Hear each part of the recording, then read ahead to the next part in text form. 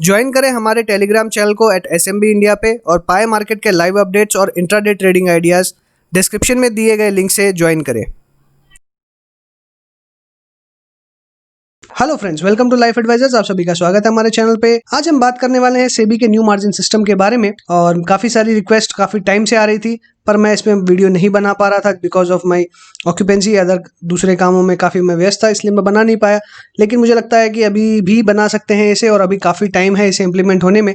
हालांकि डेडलाइन 1 सितंबर की है, 1 सितंबर से ये चालू हो जाना चाहिए। बट जिस तरीके की खबर आ रही है, जिस तरीके की न्यूज़ आ रही है, मुझे ये नहीं लगता है कि 1 सितंबर से इम्प्लीमेंट तरीके से हो पाएगा।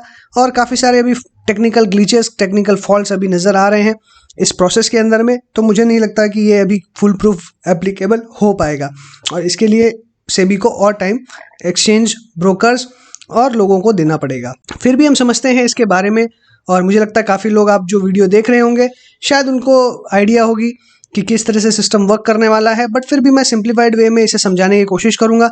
पहले नया सिस्टम समझेंगे और उसके बाद में डिस्कस करेंगे कि ये सिस्टम क्यों है, पुराना क्या सिस्टम था, और हमें क्या बेनिफिट्स इससे होने वाले हैं। तो सबसे पहले सिस्टम को समझ लेते हैं कि सिस्टम में क्या होने वाला है, क्या चेंजेस आने वाले हैं, इसके बारे में समझते हैं।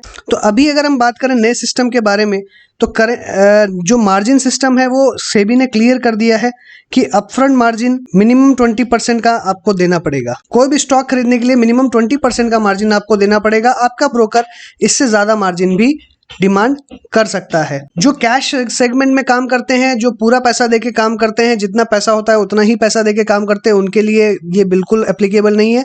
सिर्फ जो मार्जिन फंडिंग यूज़ करते हैं, जो लेवरेज ट्रेडिंग यूज़ करते हैं, जो लोन लेके एक तरीके से मैं कहूँ तो वो ट्रेडिंग कर रहे हैं शॉर्ट टर्म के लिए, तो उनके लिए ये एप्लीकेबल है। और उन्हें किस तरीके से इफेक्ट करेगा, तो डेफिनेटली अगर इस तरीके का मार्जिन रहेगा तो वॉल्यूम काफ़ी कम होते हुए मार्केट में नजर आएगी। क्योंकि मुझे लगता है जो डेली ट्रेडर्स हैं वो बिना मार्जिन के ट्रेड नहीं कर सकते, उन्हें काफ़ी मार्जिन की ज़रूरत पड़ती है। और मुझे लगता है कि ये कहीं ना कहीं आपको इफेक्ट करता होगा, और ये सबको इफेक्ट करेगा। ब्रोकर्स को भी इफेक्ट करेगा, गवर्नमेंट को भी इफेक्ट करेगा, और ट्रेडर्स को भी इफेक्ट करेगा। मार्केट में वॉल्यूम की कमी आएगी, बट कोई ये सोचता है कि बहुत ज़्यादा ड्रास्टिक कमी आने वाली है, ऐसा कुछ नहीं है। और बिल्कुल भी ऐसा मुझे लगता नहीं है कि होने वाला है। खैर चलते हैं आगे, डिस्कशन को पूरा करते हैं। तो इसमें अपफ्रंट मार्जिन 2 तरीके से दिया जा सकता है, इन कैश और इन स्टॉक्स। तो अगर आप कैश में दे रहे हैं तो 20% आपको कैश देना है, चाहे आप 1 लाख रुपए का माल खरीदें।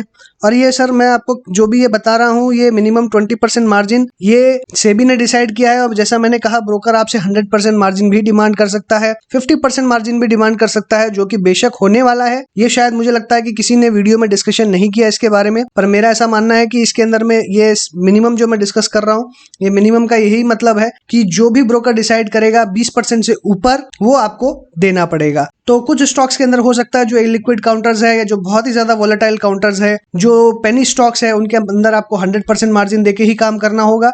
और जो अच्छे स्टॉक्स हैं उनके अंदर में मिनिमम 20%, और जो मीडियम या एवरेज कैटेगरी के स्टॉक्स हैं उनमें 20 to 50% मार्जिन आपको देना पड़ सकता है। तो अगर हम कैश की बात करें, अगर एक मिनिमम मार्जिन जो देना है, अगर आप कैश में देते हैं तो कैश में बिल्कुल आप 1 लाख का माल अगर खरीदते हैं तो 20,000 का स्टॉक आप दे सकते हैं।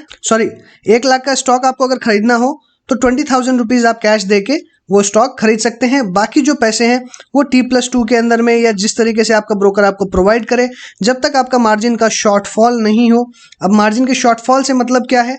शॉर्टफॉल से मतलब ये है कि अगर आपने 1 लाख का स्टॉक लिया है और ये इसकी वैल्यू नेक्स्ट डे 98,000 हो जाती है, तो बैलेंस 2,000 रुपीज़ आपको एक्स्ट्रा मार्जिन देना पड़ेगा। अगर आप ये नहीं देंगे तो हो सकता है कि ब्रोकर आपका सौदा काट दे। तो आपको जो भी M2M होगा वो M2M भरना पड़ेगा।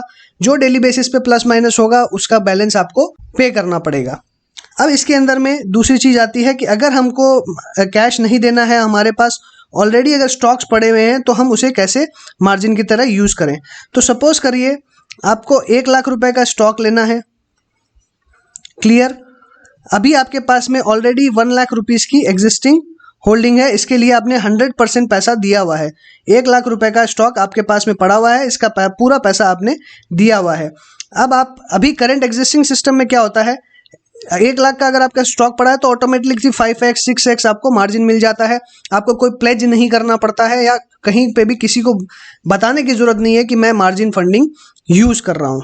लेकिन अब ऐसा नहीं होगा। अब क्या होगा, अब यहाँ पे जो सिस्टम होने वाला है वो ये है कि यहाँ पे एक प्लेज डीपी रहेगी जिसके अंदर आप स्टॉक्स डालेंगे।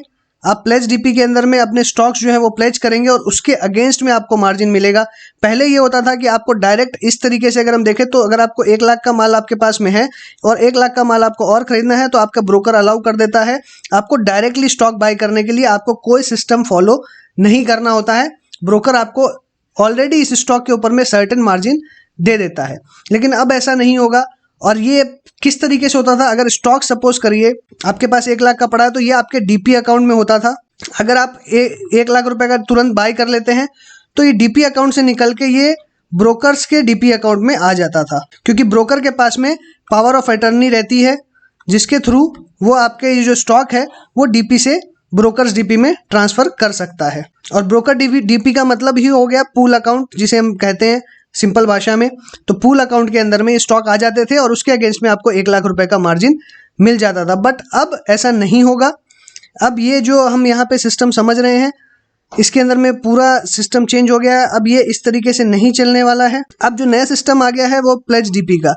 अगर आपके पास में 1 लाख रुपए के स्टॉक्स हैं और आपको 1 लाख रुपए के और खरीदने हैं, लेकिन आप पैसा नहीं है आपके पास में या आप पैसा नहीं देना चाहते, आप मार्जिन यूज करना चाहते हैं, लेवरेज यूज करना चाहते हैं या लोन पे लेना चाहते हैं, तो इसे आपको प्लेज करना होगा। तो प्लेज का मतलब क्या हुआ, कोई भी चीज गिरवी रखनी।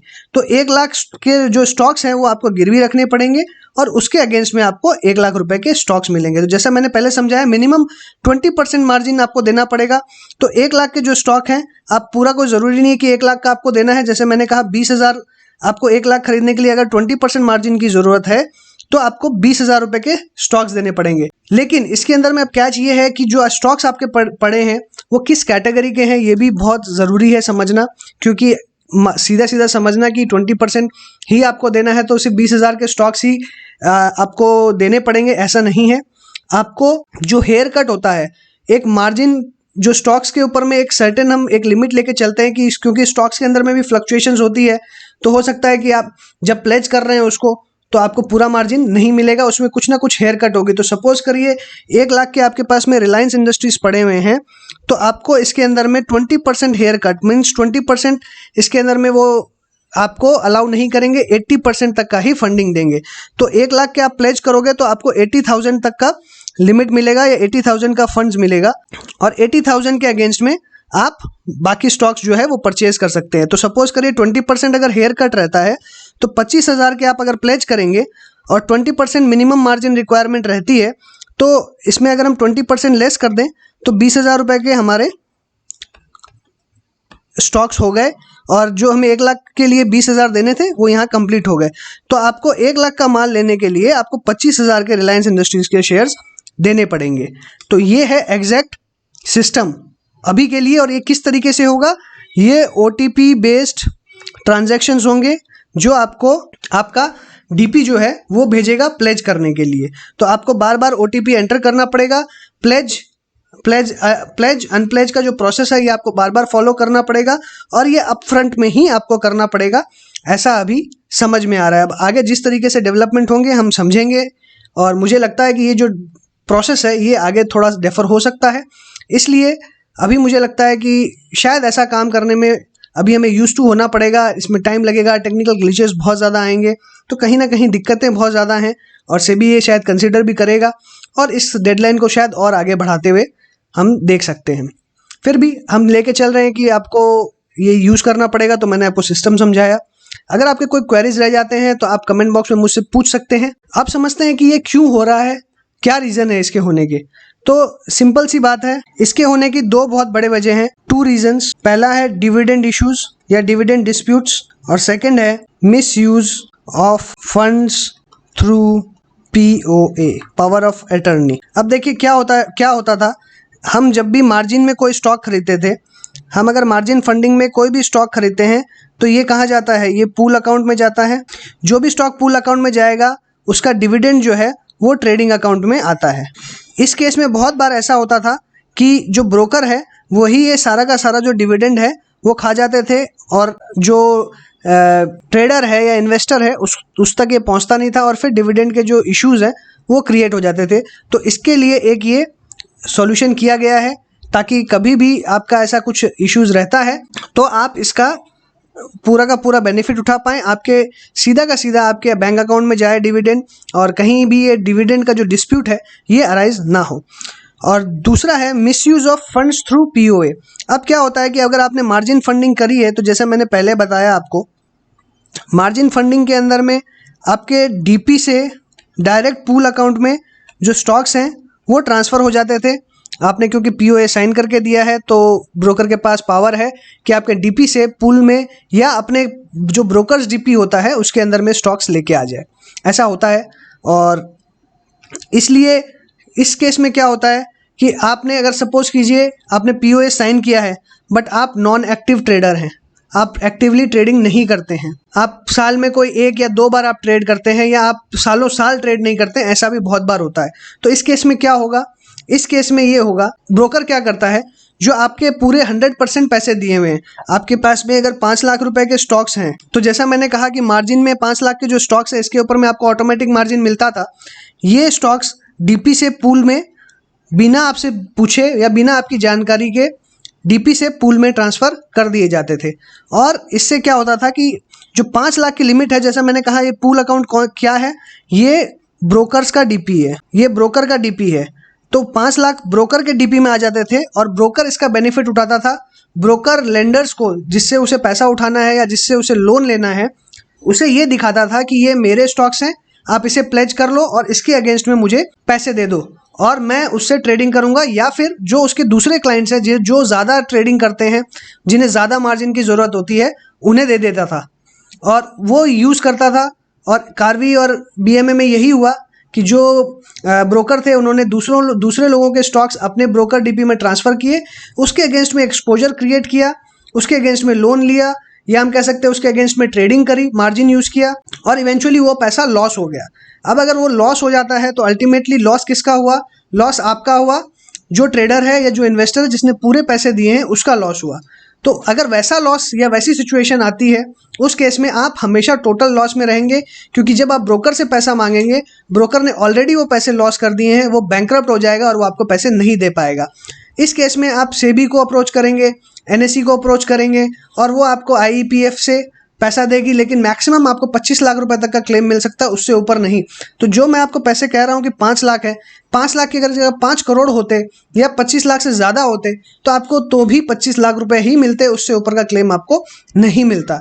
इसलिए ये सिस्टम क्रिएट करना बहुत ही ज़रूरी था। मुझे लगता है ये सिस्टम बहुत ही अच्छा है और आने वाले दिनों के अंदर में धीरे धीरे जब हम इससे यूज टू हो जाएंगे और जैसे जैसे डिजिटल प्लेटफॉर्म्स क्रिएट हो रहे हैं, इसके लिए भी एक अप्रोप्रिएट प्लेटफॉर्म, अप्रोप्रिएट टेक्निकल्स मुझे लगता है कि डिवाइस होंगे और आपको यूज़ करने में आसानी होगी और मुझे लगता है कि हम बहुत जल्दी इसे अडेप्ट कर लेंगे और इसे यूज़र फ्रेंडली भी बनाया जाएगा। तो मुझे लगता है कि सारी बातें आपको समझ में आई होगी और इसी के साथ मैं अपनी बात को यहीं पे वाइंड अप करूंगा। अगर आपको अच्छा लगा हो तो लाइक कीजिएगा, दोस्तों के साथ शेयर कीजिए, कमेंट बॉक्स में अपने व्यूज़ लिखना ना भूलें। चैनल सब्सक्राइब नहीं किया हो तो तुरंत कर दीजिए। टेलीग्राम चैनल ज्वाइन नहीं किया तो डिस्क्रिप्शन बॉक्स में लिंक दी, वहाँ से आप ज्वाइन कर सकते हैं। साथ ही हमारी चैनल की मेंबरशिप भी हमने एक्टिवेट कर दी है, जिसमें हम मंथली और वीकली पिक्स शेयर करने वाले हैं। कल पहली वीकली पिक हम शेयर करने वाले हैं, तो आप जरूर उस मेंबरशिप का बेनिफिट उठाइए और मुझे लगता है कि वो आपको पसंद आएगी, आपको उससे काफी बेनिफिट होगा। सो इसी के साथ thanks for watching again, happy trading and investing.